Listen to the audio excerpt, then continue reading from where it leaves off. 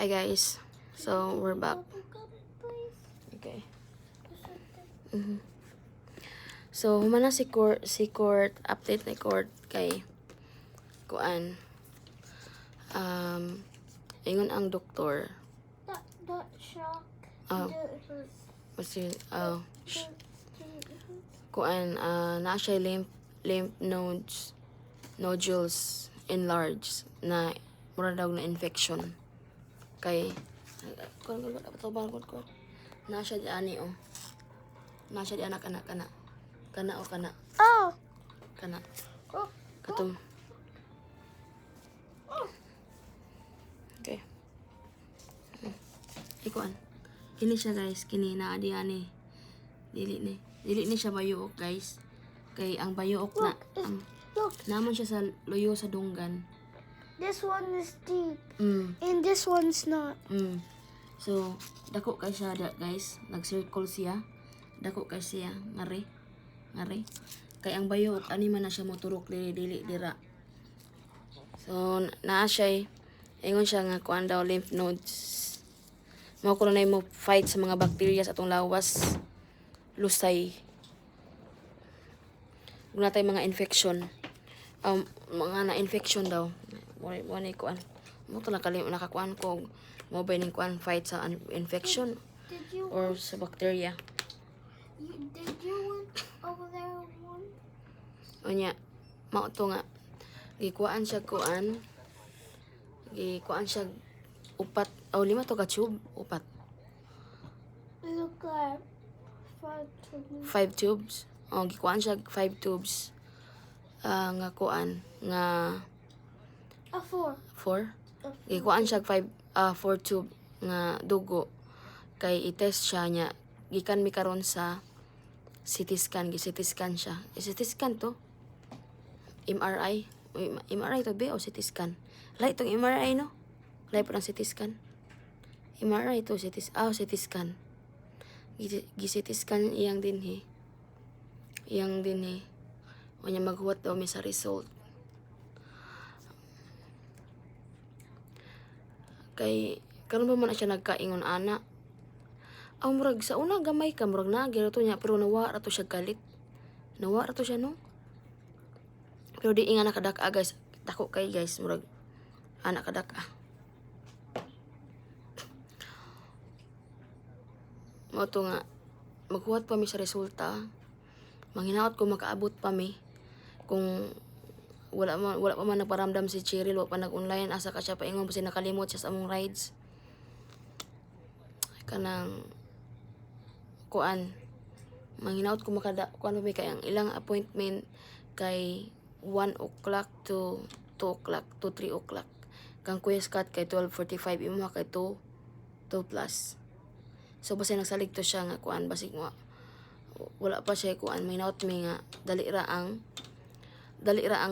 ang test result kay kanang napa may appointment sa urologist nila para sa ilang tuli evaluation nga ilang i-check kay ngano dili pwede nga di make adto karon kay di pwede ka adto kay ngano lisod kay magpa-appointment ana nya kanang kuan gusto na ko mahuman matuli na sila nga kanang bakasyon kay dili kay sila kanang kuan para dili kay sila mag live sa eskwelahan inga ana ba para dili sila mabother kay matuli na sila nya ting klase adi man naka-eskwela so mapalto ilang eskwela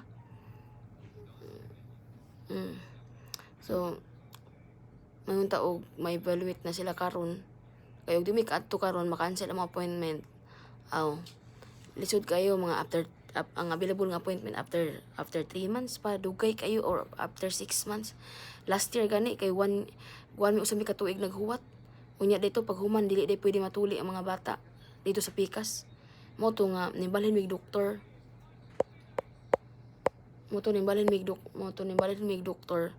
nimbalhin mig physician ni court o ni Scott unya ning kuan mi nila ning sulti mi bahin anak nga urologist nga i-refer mi nga kanadyon sigurado nga motuli sa bata kay naghuwat-huwat mi og kuan o pila ka tuig nya dito pag kuan na ingon nga schedule sa tuli pag ingon na nga schedule sa tuli Kay dili di sila pwede matuli. Nya mo karon kung unsa ang ma-evaluate karon. Kailangan makaabot mi ngadto. Wala dili pa ko sure og kuan. Wala pa may pamahaw alas 9 na. Are you hungry? Gutom ka? Ha? Ha? Magpaabot na ta sa kuan. Magpaabot ta sa kuan. Magpaabot ta sa kanang sa ni. Sa tawag ani. Kanang result. Unya aligre kasanan kay wala ko pasudla sa CT scan kay sa dito dapit kay kuan tawag ani nagtuo sila buntis ko. They're thinking that I'm pregnant, look. Basta na ma-radiation ang bata ug ako. So, ay, Ginoo ko, Diyos ko, Lord. Si Court, sige balik-balik dire sa emergency. Si Court, si Scott, solid to. Kay, do you know that Kuya Scott is very like, he's like a horse. He's a Mustang. You know that? Because, you know why? Because he never sick like you. You know, he's a Mustang. He's a strong. Like that. He got hurt once. Yeah, but not really like you every month.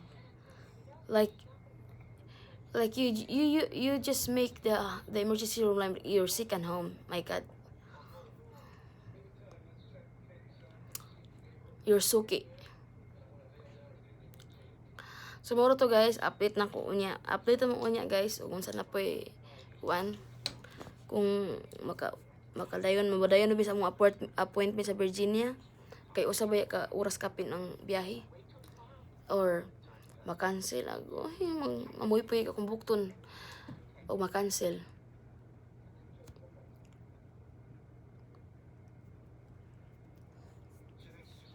No.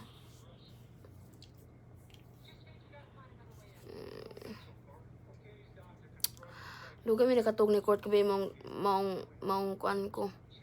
Kaya nagkuan mi nag heart to heart talk mi ni Court kabi. Diba Court? Nag heart to heart talk mi ni Court. Naghinilakay mi sa kwarto. Kay akong nako gi-share niya. Kay ngano guys, si Court he's not 3 years old anymore.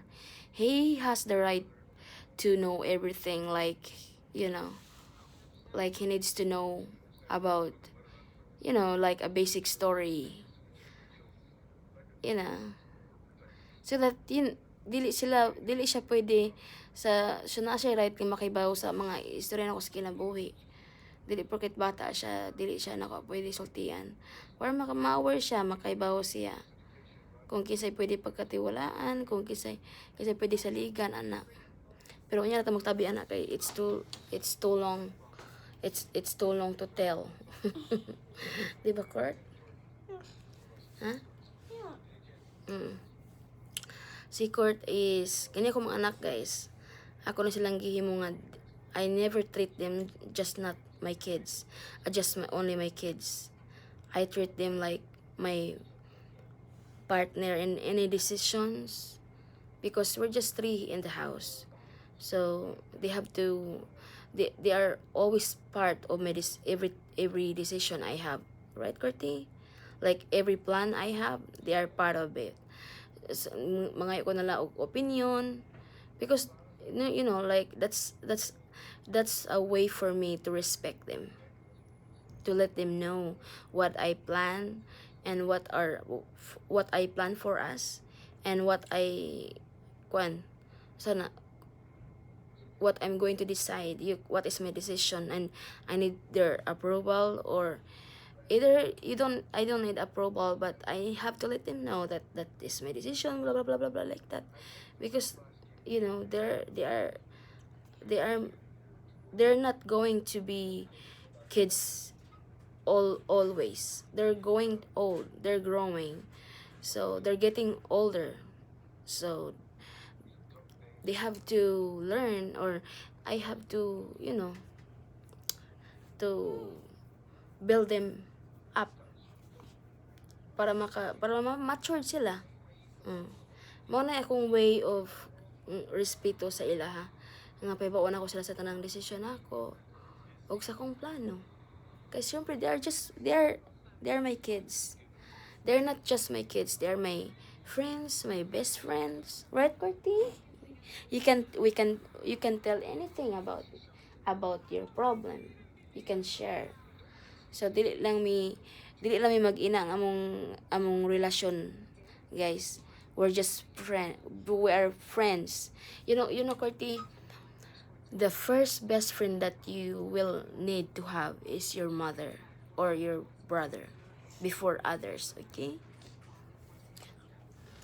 So mao na mong conversation gabi. Even na ni Scott or asa akong mga anak na para guys nga open sila ug unsa may mga desisyon nila sa ilang kinabuhi, ilang i-share nako. Open sila mga silang opinion nako ana. Para ila po kong respetuon pag-abot sa mga anak nga aspeto. Okay. See you later. Pagkatapos sa akong outfit for today's check.